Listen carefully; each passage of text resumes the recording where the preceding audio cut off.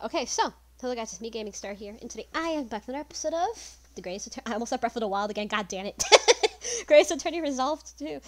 The Greatest Attorney 2 Resolve. Last time, we had basically started off the Memoirs of Clara Kokoro, and this time we're going to go ahead and do the trial. So, the part 1 trial. So, let's go. Our first trial. Back in Britain. Here we go. The Old Bailey. This place is always making me feel strange. Seems to get chills down my spine and break out a nervous sweat all at the same time.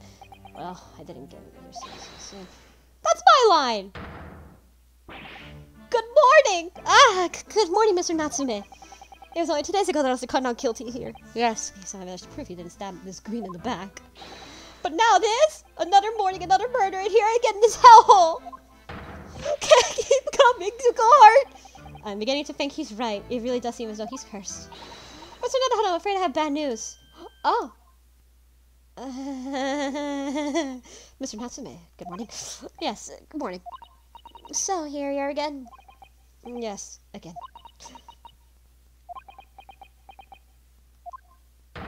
Just as if this got the best choirs with the bad news! Oh dear, you heard. Did you? If you come in shouting at the top of your voice, people can't help but hear what you say! Oh, I am sorry. You've done nothing wrong, Mrs. Heto. Now, what is it? Well, it seems the prosecution in today's trial will be led by Lord Vrog Van Zieks. Van Zieks? Yeah! No! Hello. The so-called Reaper of the Bailey. The most legendary prosecutor in the land. In the trial 2 days ago, he pursued Sasaki-san and I relentlessly. And of course, by the skin of our teeth. We managed to pull through. But still. Perhaps Mr. Natsume's acquittal in the last trial wasn't the end of the matter after all. Yes, I know that you're thinking. The legend of the Reaper that says, nothing can save a person in the dock when Lord Van Zieks is prosecutor. Oh no. That even if the person is found not guilty, the accused will meet a mysterious end one way or another. And we've experienced it firsthand. McGill did it. Ugh, asshole. Then we successfully defended the event most terrifying after his acquittal, right here in Old Bailey. Oh yeah, McGill did, that asshole. That bitch. Well. Do I have to put up with those ice cold eyes and eyes pour into my soul again? Curse my evil spirits and now by the Reaper. Petrified perils, potentially. Well, potentially. At least you appear to have hope, Mr. Natsume. Welcome to Mr. Nadahano, Esquire. Ah, yes? I'm innocent. You have to believe me. More than anyone now. Don't worry. I'll be your steadfast ally every step of the way in this battle. I promise. And this promises to be a hard battle, I fear. Woo-hoo-hoo! Boys, we're gonna start this.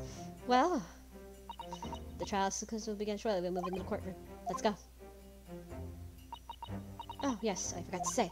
I'm afraid we won't be able to make it, Mr. Shelms, I mean. That's probably for the best. Oh? If he were here, I might be tempted to rely on his help, and that could see weakness of Lord Van Zieks were to notice, he'd be fairly mercilessly. At least, it's my gut feeling. Mr. Nadahano. You're right. Yes, you're right. Oh, so welcome to the Esquire, well said! I throw my sword on my side, and the spirit of Kazuma that it harbors. I'll show him what a Japanese lawyer can do. I'll set you free. With honor. Oh, yes! Let's go. Alright, here we go. We're back. In the name of Her Majesty the Queen, I hereby declare the court to be in session. I now call upon the counsels of the prosecution and defense to declare their willingness to proceed. The prosecution is ready. The defense is ready, my lord. The readiness for the trial, my learned Nipponese friends, is not what the defense needs. What you need is readiness for your inevitable defeat. It's not just my imagination, it's really there. Lord Van Zieks has such an animosity towards us Japanese for some reason. It was some time ago that he first became known as Reaper of the Bailey, I believe. This past few years he hasn't appeared in court at all. Yet now, he's back in courtroom though, for some reason, the only one I'm defending. This Reaper, curious disdain for us Japanese, is the prosecutor shrouded in mystery.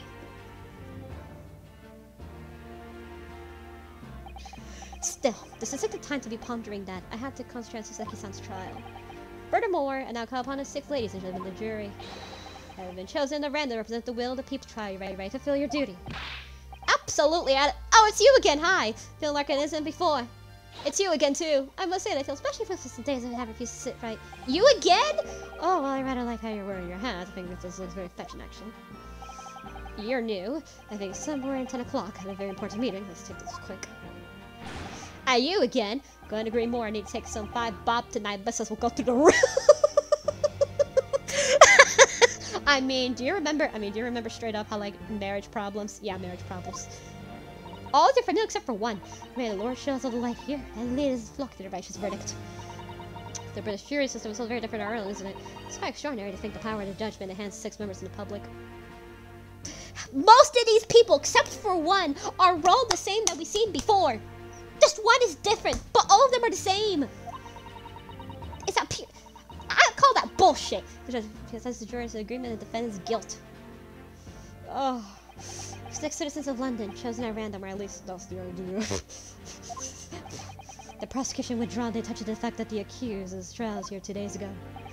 Accordingly, whereas possible same jurors have been asked to return for duty today, except for one. That's the only one that's different. Very well, let's commence the trial. Lord Van Zeeks, your opening statement, please. Ladies and gentlemen of the jury, it is now intended to the prosecution to cast doubt to your past decision. However, the innocent verdict afforded the eccentric Nipponese before has dire consequences. Did the accused repent of the wrongdoing of the affair? Far from it. Instead, he used his freedom to perpetrate the most blood-curdling crime, namely that of the attempted murder of his neighboring lodger, an innocent Englishman. To explain the circumstances of the crime, the prosecution calls the first witness to the stand.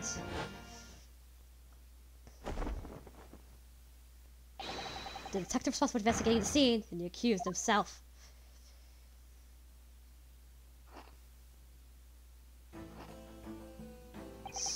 Witnesses, your names and occupations, please. Yes, sir. Tobias Gregson, Detective Inspector, Scotland Yard's Homicide Division. Saseki Natsume from the Empire of Japan. My government ordered me to come here as a student, study your language and culture. Mr. Natsume. Yes, my lord, sir. I'm quite sure I'm not mistaken that you swore an oath to never set foot in the courtroom again. I am so sorry. I remember as if it were yesterday. It literally the day before, in fact, my lord. But close enough. Believe me, it's the last place I want to be. Inspector, let's hear from you first. Explain the case for the court. Right you are, sir. Okay. The incident occurred at the Garrideb household where the defendant's lodgings. Garrideb household's cursed. In the ground floor of the victim, Mr. William Shamspeare. The defendant has already admitted to visiting the victim in the night in question. Mr. Shamspeare collapsed in his room as a result of poisoning by strychnine. I can't read that. He was found the following morning when the landlord, suspecting something was wrong, broke down the door.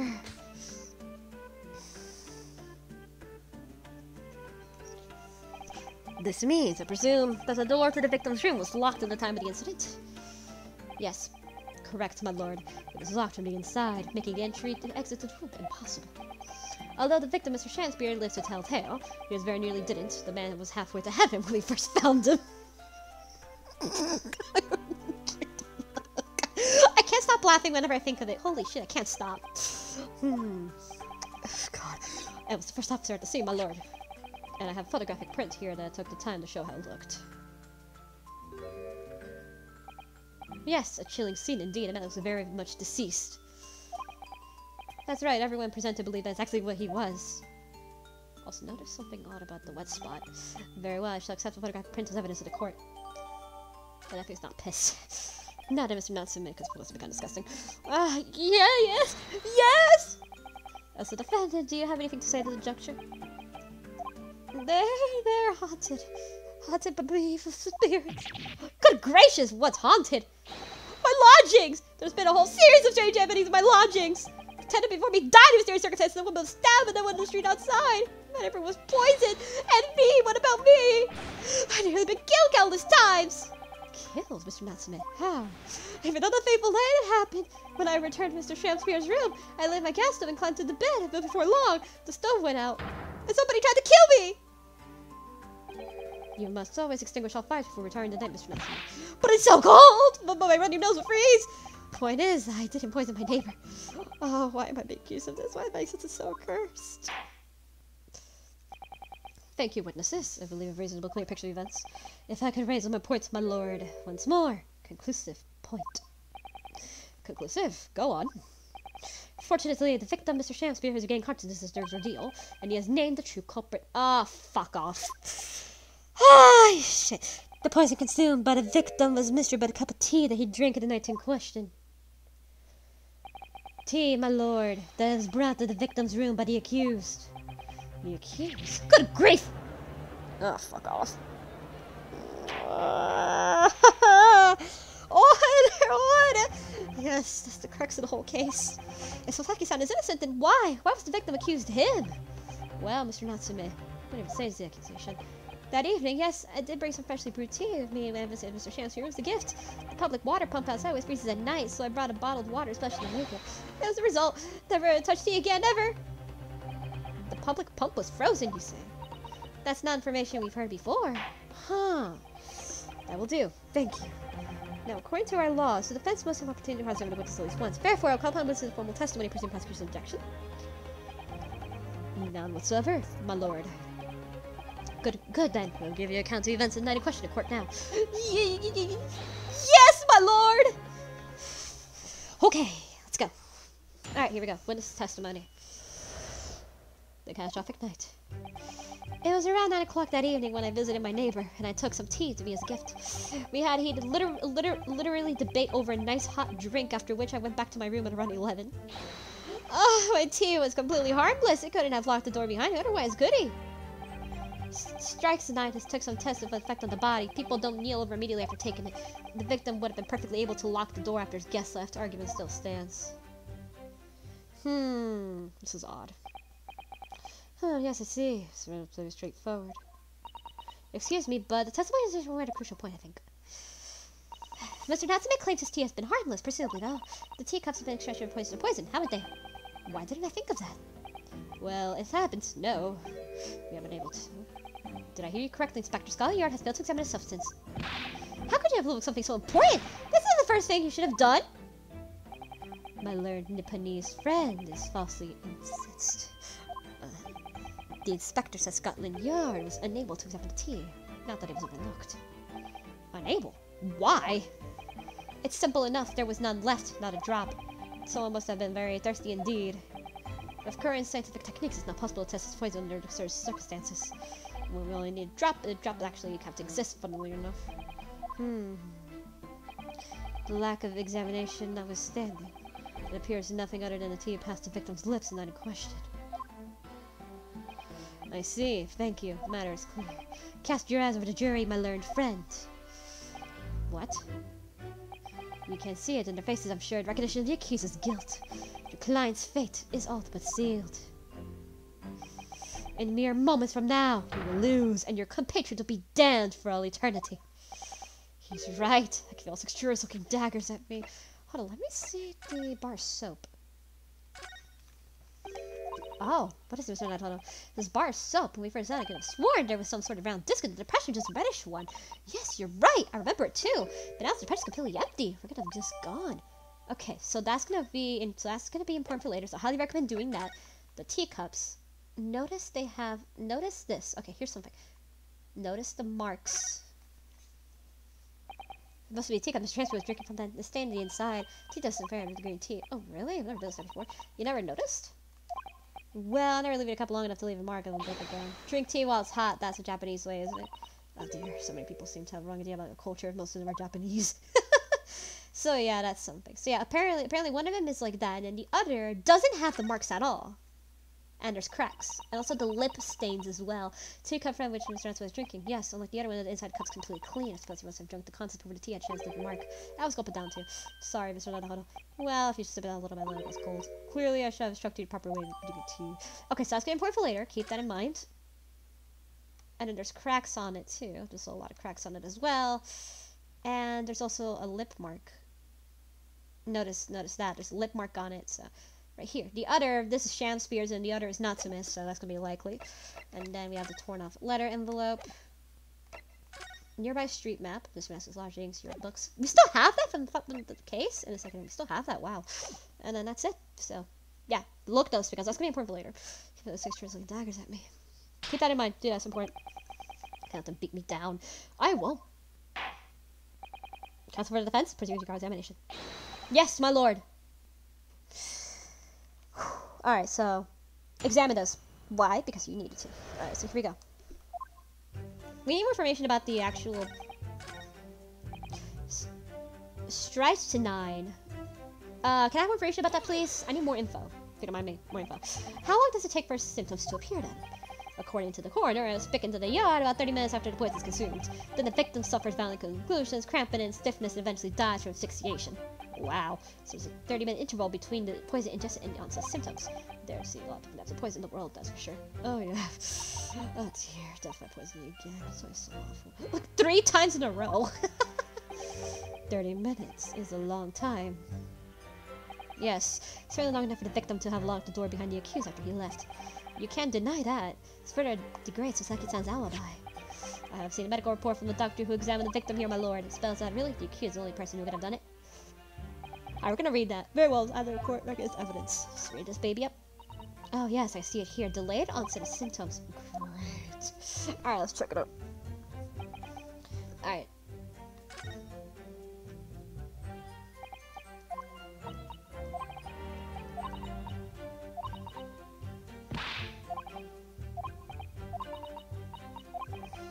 Alright. The poison in the tea. So that's gonna be definitely pretty important. So let's go over to number 2. Statement 2 or 5, it really doesn't matter, but here we go. So let's go ahead and check out the medical report. Alright. Victim, William Shamspeare, 31. Ingestion of small quantity of strychnine, cause of coma. Toxic effects present 30 minutes after ingestion. High likelihood of the substance having been mixed in the tea the victim was drinking, but no sample could be obtained in testing. Ingestive conclusions. The poisoning incident occurred around 1:30 a.m. on 21st of February. Assessing the victim's pocket watch, it appeared to have broken. The man collapsed and delayed onset of symptoms. No container for the poison was found at the scene. Okay, so thank you. So either statement 2 or 5. But yeah, let's see here. So it says here that a soda from the victim's pocket watch. So here's the thing. What's really odd is that like with like Soseki, like he said it was like around like what, like probably like 8, 9, and then like the poison took effect at like 1 o'clock in the morning. So it's really odd, isn't it? So that's gonna be the, you know, I went back to my room at around 11, but the poison took effect like much later. What happened? So, objection, Mr. Natsume. You say it was 11 p.m. when you left and returned to your room, correct? Yes. And Inspector Gregson, can we rely on the information in the medical report unconditionally? Of course we can. There's no problem with the report, Sunshine. Actually, I think there's a big problem. Because there's a chronological inconsistency between it and the defendant's testimony. Chrono what? What are you talking about? Oh shit, boys. According to this report, the victim must have consumed the poison at around 1:30 in the morning, and yet the defendant, Mr. Natsume, left the victim's room at 11. Yes, that's right. There's more than 2 hours of missing time there. What happens? We'll see, boys. In other words, if there was poison in the tea that Mr. Natsume brought to the victim's room, how could the victim have fallen ill to it? 2.5 full hours after the defendant left. Ah! They did the same animation! I love that. The defense's argument is entirely reasonable. How do you respond, Lord Van Zeeks? And he's doing the wine. Oh. Oh. Hello, wine. Ah, delicious. Pray forgive the discourtesy if my mind has wandered. I was considering what cuisine would be best complement to the contents of my hollow chalice's luncheon. What? How could it have happened? You ask. Yes, I do, actually. I do hate to shatter illusions, but my Nipponese friend appears to be chasing a phantom idea.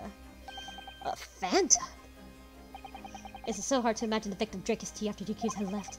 For example, the tea stated in the medical reports, yes, around 1:30. It was super cold by that then, so like, it's really cold.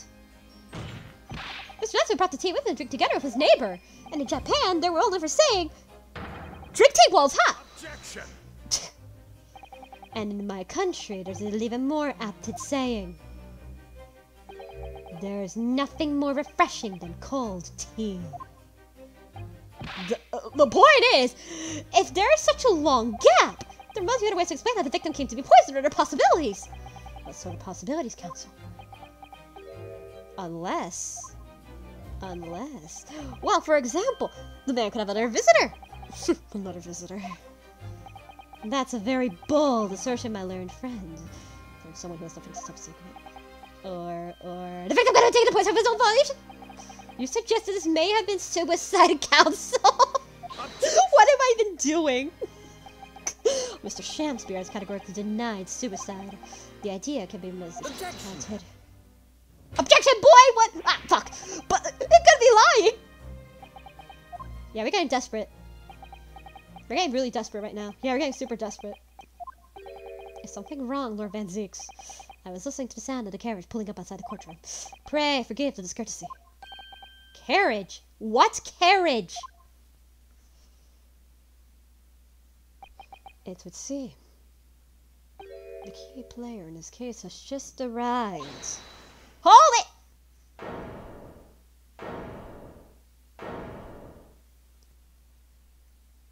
Wait, who? Out, out, brief candle. Life's but a walking shadow. Hold on, let me do it again. Hold on. Oh, fuck. Okay, so it's Shamspear. Out, out, brief candle. Life's but a walking shadow. Oh my god! A poor player that struts and frets his tower upon stage, and then is heard no more. Oh, sweet god. Oh, sweet god. What the fuck? It is a tale told by an idiot full of sound and fury, signifying nothing. Oh my god, kill me. A fucking chin! If you know the type of chin I'm talking about, you know. Who, sir, are you? William Shamspear, my lord. Alas, 'twas I, and done by these bitter events, I am the victim. What? What's he doing here? He has such a troll face, I swear to God. Like, I'm not even joking. The prosecution seeks to call this gentleman into the stand. With this testimony, my learned friend's futile resistance will be utterly crushed. Oh. You're calling him as a witness? Very well, counsel. I grant your request. I'm curious to discover what the court shall hear from the victim himself. Oh. Happy I am, Shamspear, to regale the tale of woo, my lord. Stop, I don't tell the tale. My own tale is worse woe. I can regale the court with the tale of my perfect innocence and perfect English. That will do, Mr. Natsume. Let the court now hear from the victim. Ah, your fucking face, I'm gonna punch, I swear to God! Alright, so Master Shamspear, but who's that other man beside him? Yes, I think. I'm sure I got a glimpse of the man before. Twice. State your names and occupations to the court, please, witnesses. A writer of words so sweet they do scent the breeze, an inventor of ideas so profound they compose the earth. The revered poet and unmatched scribe, William Shakespeare, wrote a great bard to recall the life anew, lo, a magnificent man. Good fellows, I am who ponder such a miracle. William Shamspear. Oh, my name's Meterman. Adron B. Meterman. I love that pun. Work for the Alabama Gas Company East End branch office. Ah, I remember now. Yes, it was yesterday on Briar Road. Oh, yes, she's right. It's him. I like how he has the B design, so it makes sense because, you know, his name is literally B. Oh, what's this? Like an android B? Like a drone B? That's amazing. What's the van twin over there? He looks like he's trying to Soseki-san's lodgings. Something wrong, Mr. Hold on. Excuse me. Could we have a word? Oh! Ah! And he just goes.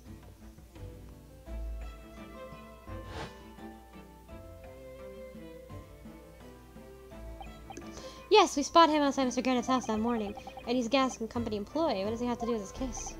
So, Mr. William Shansby, your victim in this miserable affair, correct? Oh, heaven, oh, hell, do you command me to remember the sweet poison that did cross me and crossed mine innocent lips? I subpoenaed him for the trial with his doctor's permission, naturally. Hearing the testimony of the abrogated will remove any room of doubt in the jurors' minds, I'm sure. Behold, you have only rearranged the letters in my name to see that's me, a seraph, an angel indeed. Thus be noble of mind, sweet of nature, and verily honest of heart, as our heavenly angels be. Your chin is literally reminding me of, you know what I mean. Do you know how, like, in Breed, it kind of reminds me of that. It's a certain angle, it just does. Because there isn't a less contrived meaning your name. No, not at all. It's a sham. The jurors seem to be very moved by this man, I'm afraid. Oh, fuck. They're actually taking Seraph anagram ideas seriously? Oh, yeah, the Seraph, yeah. I don't know anything about William Shakespeare, but I do know a little, because I read Romeo and Juliet when I was, like, in school, but I really don't even know shit. I'm totally honest. I'm pretty bad at it, so, forgive my ignorance on that. I'm pretty bad at it. But my lord, what's the Nanix of Shakespeare doing here? As Gasman, I mean. What, me? Well, now. Allow me to enlighten my learned friend. You recall, I presume, your earlier impertinence when you suggested that the victim had another visitor in his room on the night in question. And moreover, that the victim is a compulsive liar. What?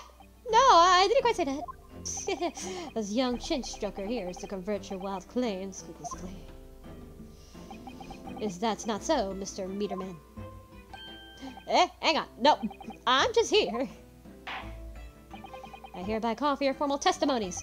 You will tell the court Lucy as possible what happened in the night in question.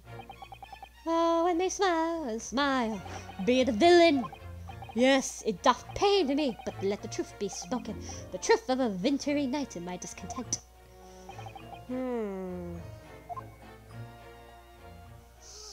Alright, let's see. Oh god, I don't trust you. I don't trust this. I don't trust that chin.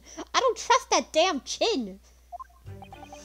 The snow lay about. My neighbor did come for the evening, bearing a gift of tea. But merry bitter was his drink, and when he left, I did fall prostrate on my table. 'Twas the tea that passed the lips late hour, not us. I ran to the hall. Let me switch to once again. I forgot what this is called, but I'm gonna look it up real quick. I was outside of Bloke's window, freezing cold, night, keeping an eye on this room. Because he's shady, isn't he? Because he's known to be, because he don't have petty crimes. And it's like something with the gas, if I'm right in saying. No one else has visited his room in a short little while, round-backed Eastern fella.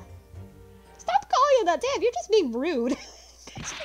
Wait, what did you say? You were keeping an eye on Mr. Shakespeare's room all night?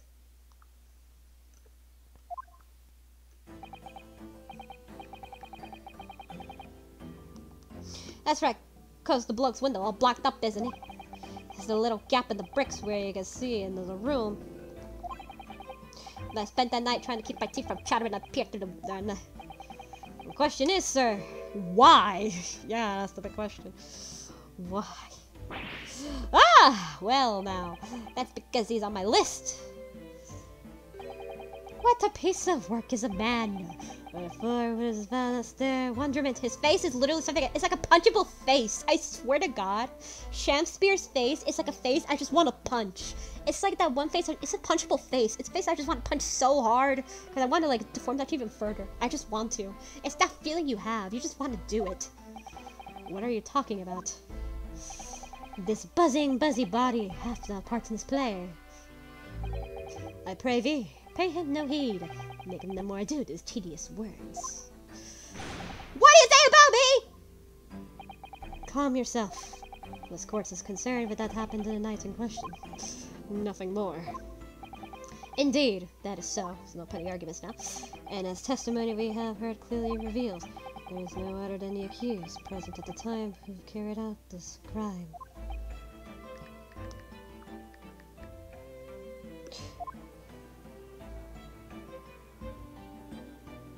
I found it now. Okay, I found it now. Okay, I found what the I'm talking about. Okay, I found it. Already found it. Okay, so like, you know what Shakespeare kind of a little bit reminds me of? It reminds me a little bit of the Habsburg jaw. If you know what I'm talking about. Okay, Habsburg's jaw It's basically like it's infamous for basically being like it was a distinctive like inbreeding thing, like for like royal inbreeding at the time, especially how like because it was like a deformity. It's one of those how like when you inbreed incest, there was a lot of impurities, like like that's why you should never fucking do that.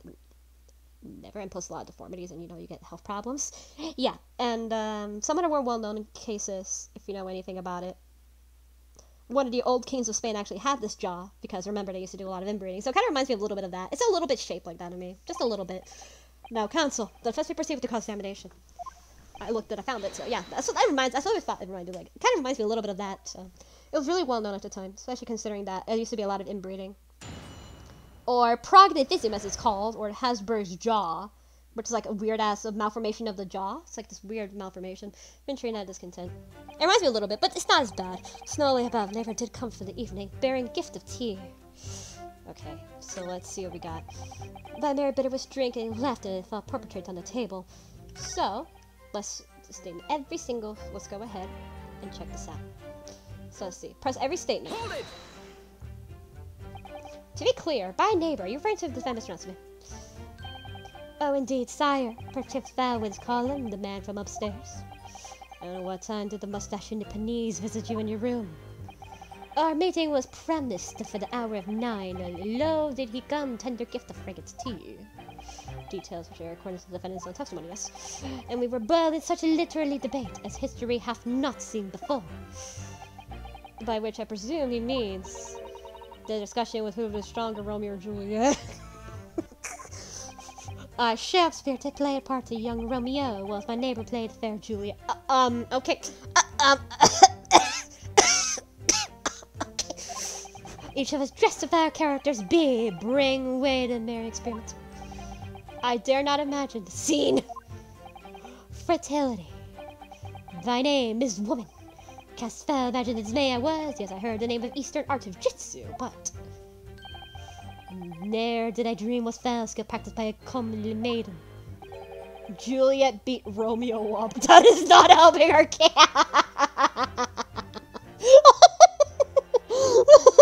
I could actually imagine it, and it's so funny. Just Juliet beating the living shit out of Romeo. God, that is the funniest shit. Oh my god. Dude, I'm imagining it right now, and it's funny. I believe the court has heard enough about your earth-shattering literally debate. Perhaps you could rearrange your statement about the tea and accused brought to your room. My leg and a vice servant. Gladly. Yeah, here's an example. You see how like so long, kind of like the Harrisburg jaw, reminds me of that. And bitter. It reminds me of that. And everything does, but it doesn't in some. Yeah, it's like it does. Very bitter is this drink, and so we have to do every single statement, press them all. Let me stop you there. Mr. Natsumas left your room at around 11 o'clock, but it wasn't until after 2 you poisoned him into glass. The amounts of more than 3 hours of missing time. What the fuck are you doing? This isn't a dance floor, this is a goddamn courtroom! And the defendant have really put the poison in your tea. That 3-hour window of time is something you're going to have to explain. What the fuck? Gladly, 'tis an easy task. What? Did I drink the tea not while my guest did tarry, but if you took the leave? Faith, 'twas stone cold, but an hour post midnight, verily were my lips parched. Objection! Why didn't you drink it earlier, bro? That doesn't sound normal. Nay, 'tis quite ordinary, sire. After all, thou wouldst recall our fiery debate, and miss such argument, there would be no time for fiery tea. Okay, fun fact about his animations, he actually uses motion capture animations, so you can actually notice this. Oh my god, other characters' animations where they're not motion capture, his are actually motion capture, so you can actually tell. It's so obvious. His are actually with motion capture. It's very, very obvious when you see it, because I mean, like, look at the way it's so smooth. It's motion capture, so it's pretty obvious, right? It was stronger, Mr. Shakespeare. In summary, allow me to confirm: did you not come here with the intention of naming your attacker? I don't even know what the fuck you're doing, man. But of course, my league. 'Twas the stupid lover of words attempt to shuffle me in the mortal coil. Shut the fuck up about your goddamn Shakespeare and tell me the shit. We all know what that means. Hold it! Oh my god, I'm gonna lose my mind with this guy. So you didn't any kind of evening meal? Dinner, supper, soap? Fire luxury, fire gluttony. I fight daily, but a waste of time. Sorry? I would my belly were full. If more hope for the sun to rise. Well, most hurricane habits I must say. Night and day doth my hours of learned study of the great bard and playwright. Hence the right and tough knot of my chamber be within the costumes of mine art. That would appear to be the case, as even a rodent was found starved to death in your rill. Eating the rat. Goddamn. Now I think of it, there's such a bit I was confused to get missing from the room, isn't it? I don't recall seeing a single player script anywhere. For I have devoured them all. What? You've eaten them? Every word be within my skull. Just foul imagine otherwise. What the fuck? Oh, right. Oh, that wasn't listening at all. Now, could you turn around, do you think? Which brings us to the conclusion that the only way the poison could have passed the victim's lips is in the tea. Well, we're kind of fucked, aren't we, bro? I was outside the bloke's window, so tell me why you were there. But the windows of the house have been filled in. There is a hole. A historical after the defunct window tax. Yeah, you're right there. All bricked up horribly. But as it happens, there's a little part of the brickwork in the back corner that had been opened up. I was looking in the room through a gap. Did you see any soap by any chance? Is there a few bricks loose, weren't there? And for some strange reason, a couple of bars of soap lined up at the ledge outside as well. I don't like going around poking my chin into other people's business, especially on freezing cold nights. But they have my orders, so that's what I'll keep doing. As long as there's breath in my body.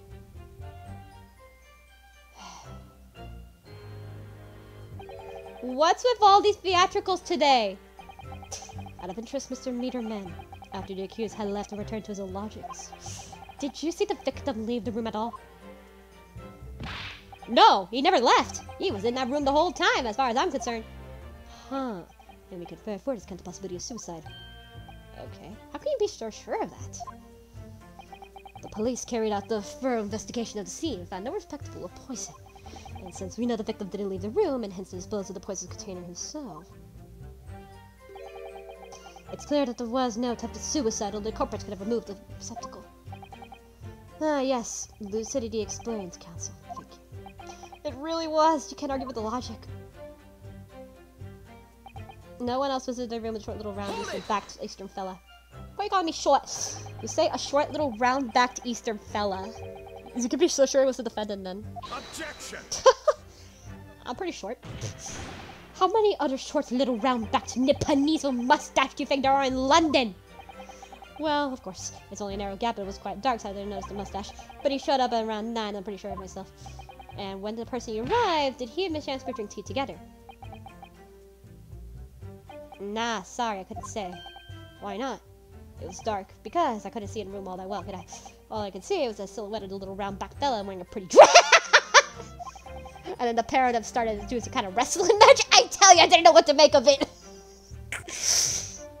I suppose that was the Romeo and Juliet championship battle getting underway. That is so funny, holy shit. Mr. Meterman, allow me to confirm the one final time. Apart from the accused, can you say with certainty that no one else was the victim and not a question? God damn it. No question. Gasman's on there. Well, yeah, we're fucked. And it's gonna be the jury. Ah, great. Great. Oh, hi, fair play. My lord. Goodness me, yes, Mr. Foreman. Oh, fuck. I kept my mouth shut and listened up now, but this has gotten long enough. Oh, fuck off. Are we all ready with me? Oh, no. Yes! Oh, no. Oh, wait, to understand, ladies and gentlemen, the jury have agreement to another. Let you reach an unanimous decision. To right we have. I are with me. Yes! Wait, no! The defense! This is mental contamination! To be honest, I was holding up a bit of hope for you, young man. Especially after you identified a few hours ago to follow the accused in the victim's room. Yes, the 3 missing hours, as you put it. Oh, my fuck! But in the end, what difference did it make? Is that as far as I can see? And since it's now apparent, there's literally no reason to delay the decision any longer. Like I was saying before, if I don't take my 5 bob home with me tonight, Mrs. will blow her top off! Oh, we know that. What? Sorry, I didn't go get. Jury can go screw themselves. Very well, let the court be appraised of your decisions. Ladies and gentlemen of the jury, will you state your leads of the film? Guilty. Guilty. Fuck. Guilty. Aye. Guilty. Guilty. Guilty. Oh, fuck all of you, please. Oh my. Like, literally, please. Can I. All of you? Well, it would appear the jury is indeed anonymous. Ah! Yeah, we're kind of fucked. Well. So, this time at least, it seems justice will be done. All it was is what they say. It's cause for a toast, I feel. To the guilty being punished. Ah! Sham Spear, you motherfucking sham! Get up to please! Trial's not over yet. What do you mean, Mr. Seto? What about the information found in the Encyclopedia of British Law? I have. The obscure right to belong to defense situations. Remember? Oh, yeah. Assimilation examination. Yes, that's right. We don't have a jury in Japanese courts, of course. But here in the British Court of Law, we can reverse the decisions of the majority of the jurors. We can force the trial to continue. The trial can't end now. Whatever it takes, I'm just gonna let that happen. The defense was to invoke the recitation examination, my lord. I'm not surprised. My learned Nipponese friends and ability to admit defeat. You choose to cling to despotism, anarchic rule you barely comprehend instead of accepting the truth. It's clearly know their defense counsel ever since times exercise the right examination examination. Because they all know that once jury's mind is set, it cannot be altered. Nevertheless, the right remains with the upheld. The defense counsel's request is granted. Court will proceed the examination as outlined in the Encyclopedia of British Law. Thank you, my lord. Are your appeals prepared for Mr. Foreman? Believe me, lord, we all know the young lad's incident. You all ready for it? Very well. In that case, ladies and gentlemen of the jury, I hereby call upon each of you to state the grounds upon which you find the defendant guilty of the crime for which he stands accused. Oh, sweet mother. Judicial findings. Boy, here we go. The victim may not well off, and this noble man straight up. There's no reason for doubt the man. That's not a good reason. Well, I did declare that the good gentleman has no reason to lie. In fact, I think he's rather splendid. I wouldn't say that. His name. Just look at the accused's comparison. He's Japanese. Stoops all the while. He has a mustache. Very fishy. Bro, no. There's evidence suggests that gambling actor is a fraudman. For now, at least. Huh, so you have suspicions. Oh, I really don't care. Like, I just need to get the trial done quickly. Nobody really cares. 3 hours of missing time. Nothing when you reach my age. You know nothing at all. There's not a good reason. None of these are good reasons. I knew it. Every single one of them seems completely convinced. It would seem that all the jurors have one conclusion. Mr. Sham Spear is fine, upstanding, and honest citizen. But his name is literally Sham, as we have watched by the strange theatrical movements. And sadly, nothing Mr. Ransom appears to have his register at all. Oh, here goes. Let's not forget I pleaded a jury in circumstances we had before it worked. Never know. Before we begin, you might have an idea you would know exactly how examination works. Yes, tutorial about it. So, okay, so basically you just kind of like try to convince the jury to basically go like not guilty. Most of the jury. There might be, you try to convince most of them to keep the trial to continue. Basically, that's kind of the gist of it. I already know about this, so yeah, we're just kind of gonna skip this, but in a nutshell. No need. I'm good. No need, thank you. But I've already been through so before. A little delay. Of course, I understand. When you confuse anything at any point, you can return to me, but to be like. I'm here for you. The key is listening to the carefully assured statement. If I need to contradict or repeating corresponding with each other. Without further ado, counsel, please proceed with some initial examination. Let's go, boys. Yes, my lord.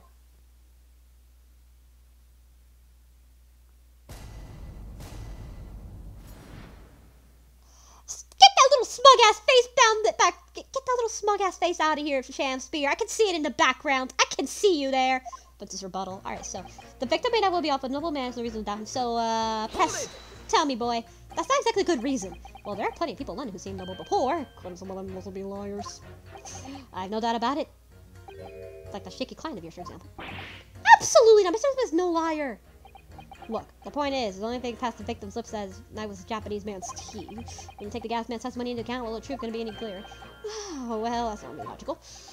But let me be frank here, I'm a gentleman with a gentleman's values. It turns as though Shakespeare Shakespearean chum is a rotten liar after all. I'm glad I changed my decision to defend it.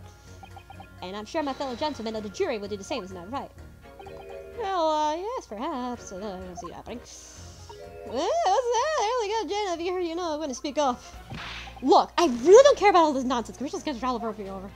How many gentlemen do we actually have in the jury, then? Like, none. Alright, sir. Yeah, hold on. Don't forget what you said. Code number 4. Wait, hold on. Wait. Okay.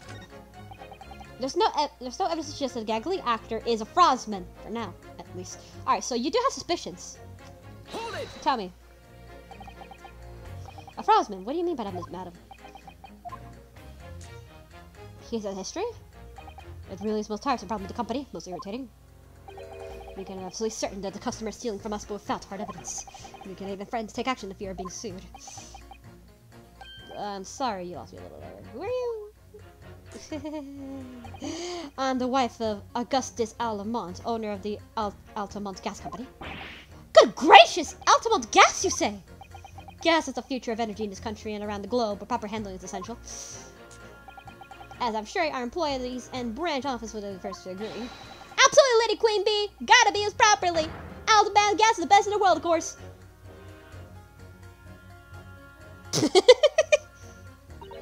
I think we have solved the mystery of the bow from earlier, Mr. Noda. Right, he buffeted the fence his employer's wife, did he? So they'll be right in assuming that the reason Mr. Meterman was watching that Mr. Shakespeare was in his room. I'm afraid there's no end to the lengths of population to get East End will order to steal our gas, so we really have no choice but the company identify somebody as possible fraudsman. But to dispatch worker to watch suspect day, night, or telephone investigations. So you mean Mr. Shakespeare is? I wouldn't come out and say publicly, but you can't finish the sentence of grubby little gas thief! You just noticed public gallery in here, have you? The eye of a man hath not heard. The ear of a man hath not seen. Bro, it's the ear of the man hath not heard. The eye of the man hath not seen. Backwards. Faith's walls wounds with thy words, where have I let them penetrate the skin? The seraphs heard not insult, only chorus of angels in a song. We may not have evidence yet, but my workers won't stop buzzing around you until they find it. When they do, you'll find yourself blasted back to your angelic heights in Alamont's gas explosion! So Mr. Shakespeare's been stealing gas. Oh, we have another crime, boys. Gas theft. I wonder, juror number 4, you wouldn't mind adding information in your statement? My pleasure. Was a bit of a ripping that thief apart you enjoyed. A little before the part about object violence, if that's not too much trouble. Yes, of course. This could be it. This shit could be balanced. Alright, so let's go ahead and pit juror number... So, we're gonna pit juror number 4 and 1 together. Alright, if you can show me the victim's a liar, I will reconsider my position. Objection! Objection, boys! These two statements clearly contradict each other. Good gracious! Statements not console. Juror number 1. What are you yelling about, lad? I presume you've heard juror number 4's statements made by the wife of the owner of Altamont Gas. Altamont. Well, yes. The victim, who can be claimed to double straight up man, in fact, turns out to be a common thief. The good lady says, but there's no evidence, is there? You and I both heard that as much. It's true, we don't have evidence to show just yet. But claims aren't baseless, you know. What? Yes, you've heard me. Seeing as his operation was already been compromised. I would suggest that the court hears testimony from our East End branch office employee over there. I'll do whatever you say, my lady. Gas man's honor.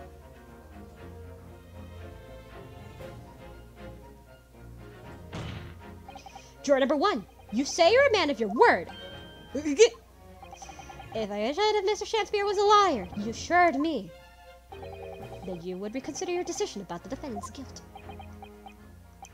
Yes, I did say that, but as a man of my honor, I will hold it. Assured other judgment, the jury will. Me? Oh, well, yes. Now that you found out the man's a liar, perhaps I would have considered a better future. Well, I heard the honest, I've heard half of what I've been saying. So if this means you a few points, I'll suit me down the ground. Oh no, I'm not having any part of this. I want the trial to be over and done with. In that case, I shall change my leaning. So, Mr. William Shakespeare, if that's your real name, we of the jury demand to know exactly what kind of man you really are.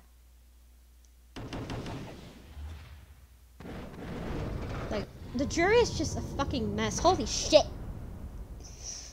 Thank God I wasn't a juror. Gah! It was 4 jurors, 4 not guilty. Yes, Mr. Nadahodo. Victory! So now we can actually continue the trial. Let's go, baby. Odd! Odd! Well, it's quite extraordinary, I must say. As a result of the defense examination, the jury's leaning has changed. Now only 2 jurors say guilty, while 4 not guilty. February declares court of statements. And order the trial to continue.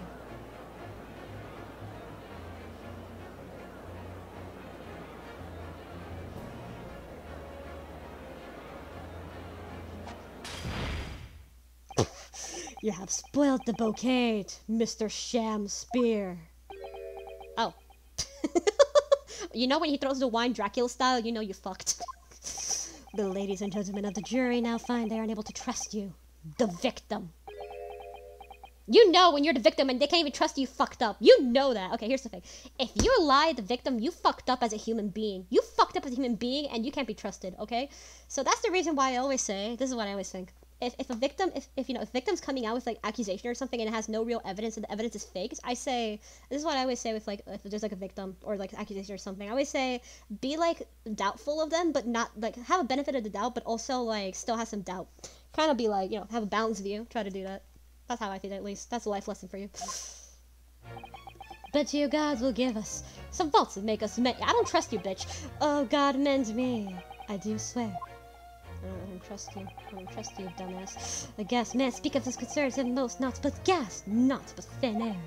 Eh, a perfect breath for a while, but hath not substance, and doth reek foul. Oi! What did you say? Do I take as Mr. Sham Spear that you deny the allegations of gas thievery? Most heartily, my lord, hast thou forgot? And the seraph, an angel. No, you're not! I mean, that chin says otherwise. Noble of mind, sweet of nature, and verily, honest of heart. You a pompous beanpole! Just because I haven't got any evidence yet. Beanpole? I love that insult. Mr. Shamspeare, if in fact you are not noble of mind, sweet of nature, or honest of heart, if you are a liar, then your testimony should have no sway in this court. Let's go, boys. It's a considered opinion. Let's go, guys. In the present time, the possible culprit of the crime has been identified. All testimony heard at the court thus far heavily implicits the defendant. Is there a stage for me to rule the court? Oh, no. However, in the light of fact, the jury has expressed concern about the fidelity of the witness. I believe it would be inappropriate for this court not to pursue it any further. I assure you, my lord, it would be a waste of court's time. The gas in this case are unrelated. Juror number 4. Yes. Didn't you say before that although you had no hard evidence to prove this man has been stealing gas, you have strong grounds suspecting him? That's right, we do. Don't we him? Worker. Absolutely, Lady Queen Bee. Gas man's honor. Very well then. Very well, testimony now. You will tell the court precisely why you believe the victim, Mr. William Shakespeare, has been stealing gas. Yes, my lord, it'll be a pleasure. I'll now bet a guess it, if I may, my lord. Go ahead, madam. This work testimony has a significant bearing on the good name of the husband's company. Therefore, I should like to take the stand alongside him in the supervisory role, if you wouldn't mind. Woohoo! Oh yeah, sweet as honey. Yeah. Very well. As an exception, I shall honor your request. Thank you, my lord. You wait till the boss gives an earful. It's gonna be stinging, you mark my words. So, you both testify before the court. Subject to the consumption of the Altamont Gas Company's fuel. Yes, that's clear, my good man. Clear as Altamont gas, my lady. Which is the clearest in the world. He's a really dedicated worker. I mean, he is a drone bee. Do you think the gas has gone to his head, Mrs. Eto? I think the man is just very dedicated employee, Mr. Nadahodo. Yeah, that's what I think too.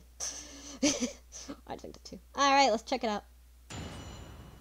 Witness testimonies. Here we go. I'm proud to be a company's East End branch investigator and meter money collection agent. Altamont gas meters accept for penny bits, each coin giving customers about 2 hours of gorgeous gas. And yet, the meter in Mr. Shamspeare's room didn't have a single coin in it. The meter doesn't appear to have been tampered with, though, and the collection agent is only key. Somehow he's eating all the flaming gas he wants without even paying a penny. That's not thieving. What is? That is odd. But wait, hold on. Let me let him drink his wine real quick, and now I'm gonna go ahead and check something out. Pray forgive the discourtesy. The irrelevance of this testimony caused me to turn my hollow chalice. Alright, let me check something here. Okay, so I can check the picture. Look closely at the picture. So let me zoom in. Look closely. And notice something. So here's this is the meter, right? This is the box. Supposedly that's supposed to be the box. So that's the gas, right? Look down here. Wet puddle. It's a wet puddle. So that wet puddle right there is really strange. And why does he have soap? Maybe he's making out of coins. Maybe he's using coins to, you know, out of the same type of coin to, you know, using a, you know, kind of like a, you know how like you got like an imprint, kind of like that, and then making like a, and then doing it, and, you know, accepts it without thinking it's actually money. This is the whole chalice. What do you mean by this remark, Lord Van Zix? Did the mustached Nipponese poison the gaggling excuse of an actor, or didn't he? That is all that should concern his court, and yet now we listen to this abhorrence. Clearly what separates the vast British Empire and Eastern Island nations more than geographical distance. That's going to turn into crucial testimony. The cross-examination must go ahead. Bro! Do what you... Bro, what the hell? Do what you will. Lord Van Zix appears to be in a violent mood. Yeah, tossing a wine bottle, like, just without a care. Yes, he does. An attempted poisoning and inducing a gas stuff with no supporting evidence. It's true that they would appear completely related at first glance, but I wonder the truth has to be buried in the most unusual places. And the first step in uncovering it will be establishing who and what this man really is. Oh my goodness. Alright. The Altamont Gas Company's investigation. Here we go. So let's press statement 3, and then we can have more information about the gas. And yet this room didn't have a single coin in it. Tell me more about it. Out of interest, how long has it been going on? Weeks and weeks! It's been pitching off gas for ages! And you've examined the meter Mr. Chancellor's room, I take it? Naturally. He took off the wall and went off over to fine-tooth comb. And found nothing suspicious at all, I presume. No, I'm afraid we didn't. Which is exactly why I demand a new type of meter to be produced. One with an indestructible lock. And a Shakespeare special. That sounds like it would have costed off a lot of 3 penny pieces. But even after all that, the rascal's meter was still empty. I'll never forget the humiliation. When I opened the money box, I found the bear. You what? I said, you what? And then I look at his face and the sorry smile of his. Yeah, I hate that smile too. I pulled the meter straight off the wall and took it back to the office. But you know what? Nothing. Almost as if he's putting a fake coin. That she's a big jammed up anywhere, not a single sign. That's what's happened to my salary as a result. Down by 3 shillings a day, that's what. A life-threatening situation. In a number of ways. Incidentally, what became of the meter? Nothing became of it. I still got it. Oh. Right here. No wonder they call you the meter man. I think it's productive the court's took up the item which I was going. So we're gonna check that out real quick. Definitely. Although, at first glance, there's nothing unusual about it. Let's move on, Ollie, shall we? Continue his testimony. Although I would say as much value to contents of that meter. Alright, let's check this out real quick. There's a meter that doesn't appear to be tampered with, although the collection agent only has the key. So let's go ahead and check this out. There we go. So that's the lock, that's the meter, and that's the lock. That's the very sturdy looking padlock, isn't it? The money box sealed with beeswax, and Mr. Schultz get it. Mr. Not a whole mischief kind of sort of thing Mr. Schultz would. You know it makes sense, isn't it? Well, anyway. It's understandable the gas company would want to safeguard money rightfully theirs, but let's feel a little bit too perhaps. And then, notice down here. Oh, that's a little suspicious hole, isn't it? Oh, what's this? Have you spotted something, Mr. Noda? Just here, there's a little hole. Do you see? Goodness, you're right. Just notice. Neat hole. It's not officially made, I'd say. So you think it must have been Mr. Shakespeare? Possibly, sees the people of Alvin Gas have missed it. Well, certainly seems to go all the way through the inside. Yes, there's no coin fit through there. Or it's true, but even so, it's more than a little suspicious. So we're gonna keep that hole in mind. It's gonna be important. So really, nothing outside of suspicious. The only thing. Let's get that in mind. There we go. So now we're gonna go to statement 4. 1, 2, 3. The meter doesn't appear to be tampered with, though this collection agent has only key. So then we go to Objection! Objection, boy! Lady Altamont, I'm afraid to say that this meter clearly does show signs that have been tampered with. What? Get away! I've been over and over that thing. I'm telling you, there's nothing wrong with it. In that case, this little hole. What do you think of the say of this little small hole that's been made in the base of the coin box? Hole? What? You're right. You're quite right. There's a little hole there. Damn meters aren't supposed to have that. None of the others do! In other words, we can assume that Mr. Shanks secretly opened this hole himself. Yes, that would have been a surprise, but why? Yeah, why? I mean, it's tiny. Okay, we gotta farm through that. Lady Altamont, I wonder if you could give the course some more details about your meter design. What sort of details? Well, what I specifically like to know is how it differentiates coins. How does the meter tell the difference between different coins? What do you mean? Well, for example, if someone were to put 1 penny in the coin, it would presumably, would it? No, of course not. So, well, how does the meter know what the coin's been fed for a penny bit? Ah, I see what you're getting at now. The meter tells the coins apart by their shape and size, which includes their thickness. A fair penny bit is about 3/4 of an inch in the diameter, you see. Other coins just won't fit. Oh, I see. It's clearly been very well thought out. The witness will amend their formal testimony with that information in case pertinent. As you wish, my lord. So now that we inspected the bar of soap, you guys remember how we inspected the bar of soap earlier? And we saw this. You guys remember that? The circular depression. 3/4 of an inch.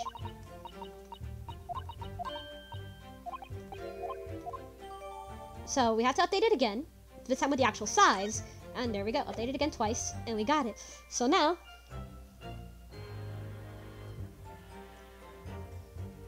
let's go ahead and let's present this baby. Objection. And I have your evidence. Let's just confirm you something here. The diameter thickness were to be correct. The meter would be a company object for penny bit. Is that correct? Yes, that is correct. Well, by something of a coincidence, while we were investigating Mr. Shakespeare's room, we found a particular item that matches those inches perfectly. Something the same size as this for a penny bit. What was that? Their item in question is this. What? How you been hailing gas as a bar of soap? It certainly looks like nothing for a penny bit, I must say. It looks like I can point out exactly what I mean here. So, what's important about the soap is part here. Got it! Got it! You have to turn around the soap and see what I mean. Ah! Are you referring to that round depression in the middle of the soap there? That's right. A depression is approximately 3/4 of an inch in diameter. Or in other words, almost exactly the same size as for a penny bit. Get away! Does anyone here present their possession for a penny bit? Quickly, now, hand over your coins, ladies and gentlemen! Sounds rather like a highway robbery, doesn't it?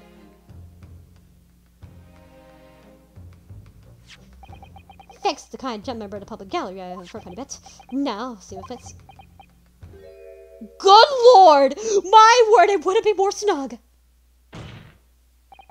Yes, as I suspected. This, without a doubt, is vital clue to explain how the Almond Company has been defrauded. Wow, I don't believe it! I don't believe it. I forget so. So, your assertion amounts to what?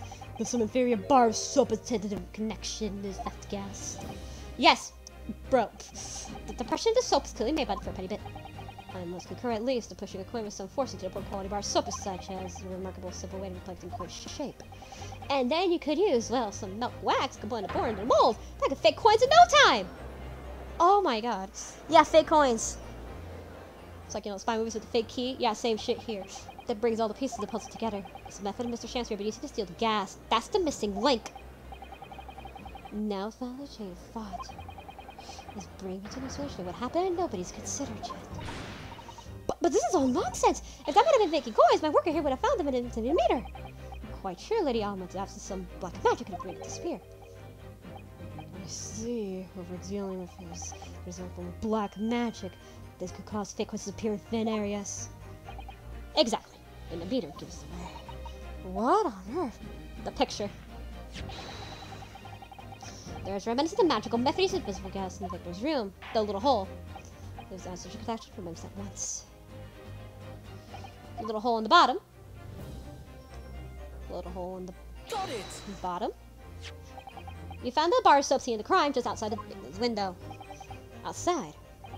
Yes, outside, where some Mr. Man was lottery freezing in winter air. That's where we found the soap. Ah! I get it! That's right, the answer, of course, is ice. Did you say ice? Mr. Shakespeare had been leaving soaps like this outside his window each evening, filled with water.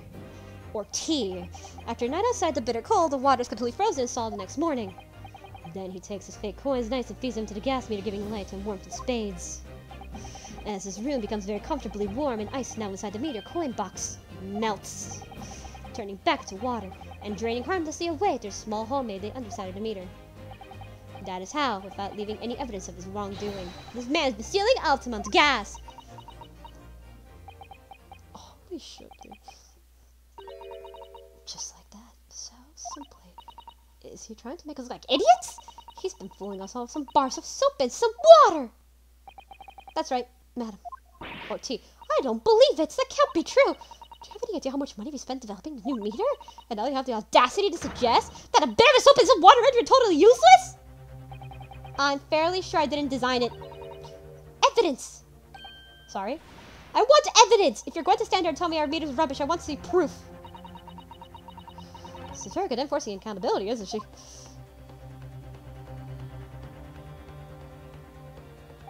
Very well, Lady Almond. The evidence, I'll provide it. What? Mr. Nadahodo, are you saying you actually have evidence to support this theory? I did trace something that bothered me a little at the time. And I have a feeling it would have come up and now explain it. Picture is here. In a crime scene photograph. In this photograph of the scene of the crime, this points to his victims, Inspector Gregson. It clearly shows there are remnants of the crime carried out by Mr. Shakespeare. What remnants? You see it right there? There you see the gas meter on the wall in Mr. Shakespeare's room. Now look closely at the floorboards directly underneath the meter. What is that? Some kind of grubby stain? Almost certainly. It's water stain resulting from the liquid that drained out the hole made in the meter. Ah! If one coin gives around 2 hours of gas usage, then the occupant heating room is walking hours. You can imagine what happened to 10 of his fake coins each day. The melting ice inside the meter's coin box would have been dripping almost constantly, leaving a stain in the floor. This is awful. And there's further evidence, too. Mr. Shakespeare slumped over the table, apparently having consumed strychnine. And right next to him is a bar of soap, broken in half.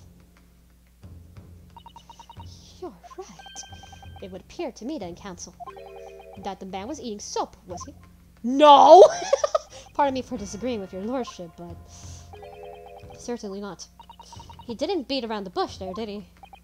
In truth, Mr. Shakespeare was found with a fork in his hand. A meal of soap sounds increasingly likely where one seeks. Did you mean to say he was using a fork to get rid of the coin? Yes. To extract the frozen coin from the bar of soap. But the bar broke in half. So perhaps it didn't go very well. Good gracious! Ooh. Again!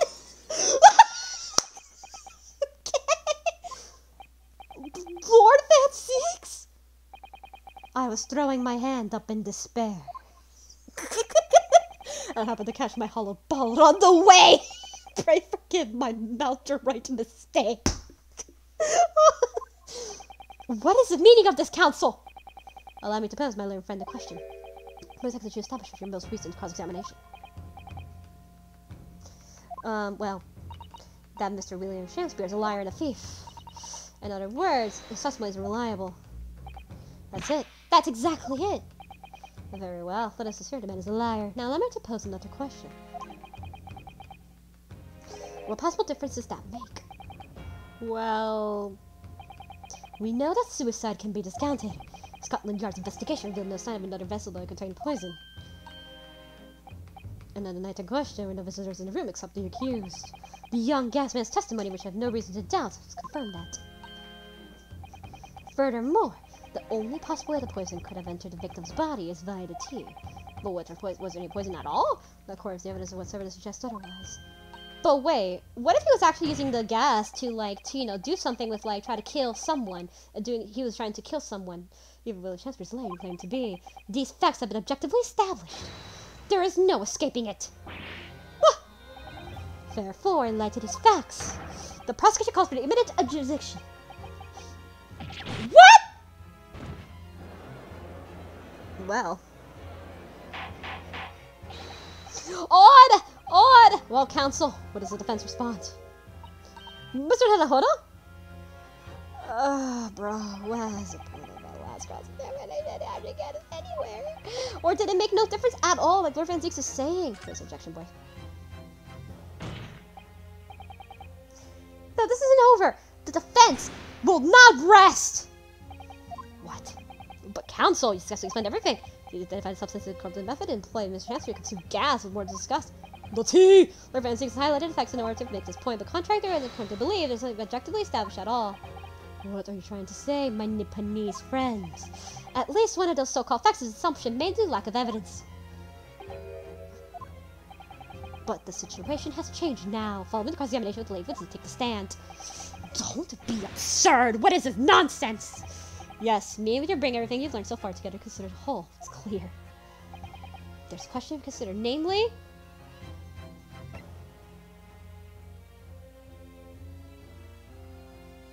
Let's see.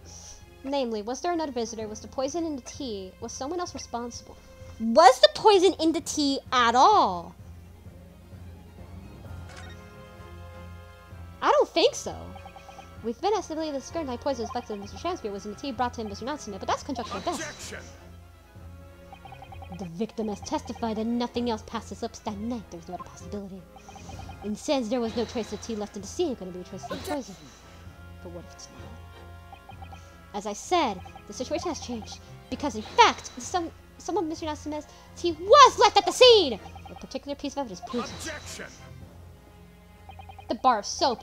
Whitaker's claim Scotland Yard detectives investigate the scene extensively. The bar of soap! What evidence are you suggesting they missed?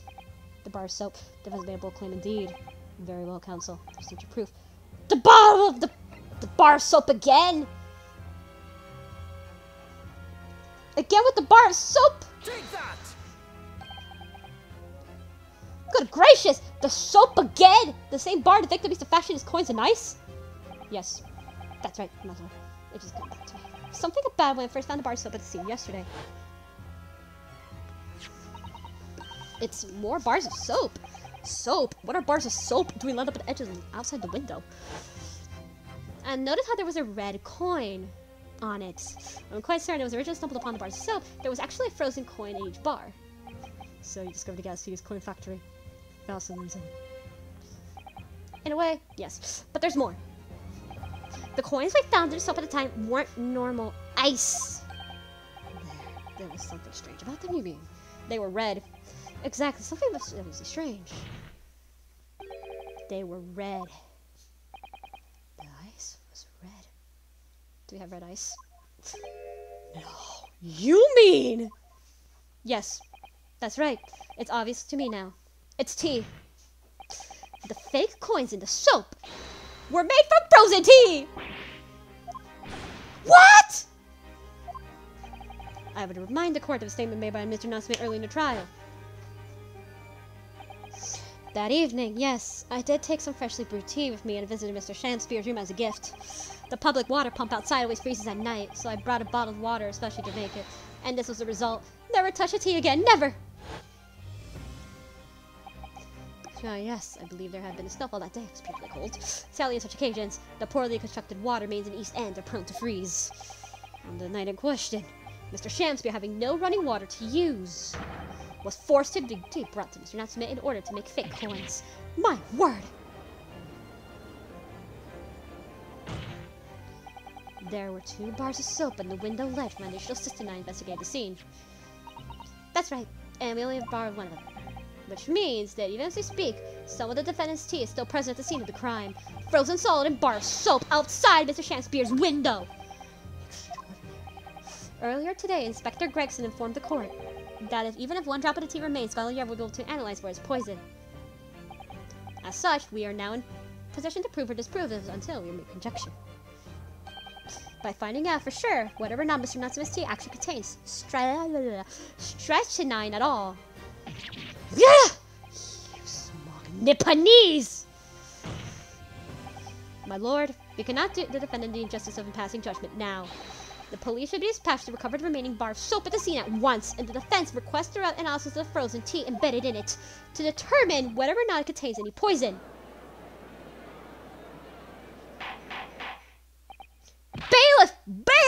Instruct the police to attend the scene at once! Yes, my lord, understood! Well, damn. It would seem we have no choice but to suspend these proceedings for the time being. I trust you have no objection, Lord Van Zieks. None, my lord. Scarlet Yarva recovered his teeth from the scene and to carry out the requisite test immediately. The trial will resume the same hour tomorrow.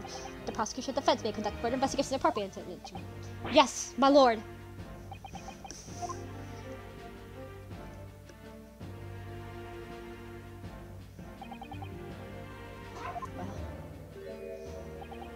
Well, we managed to scrape through there somehow. Thank you, Council's court is adjourned until tomorrow.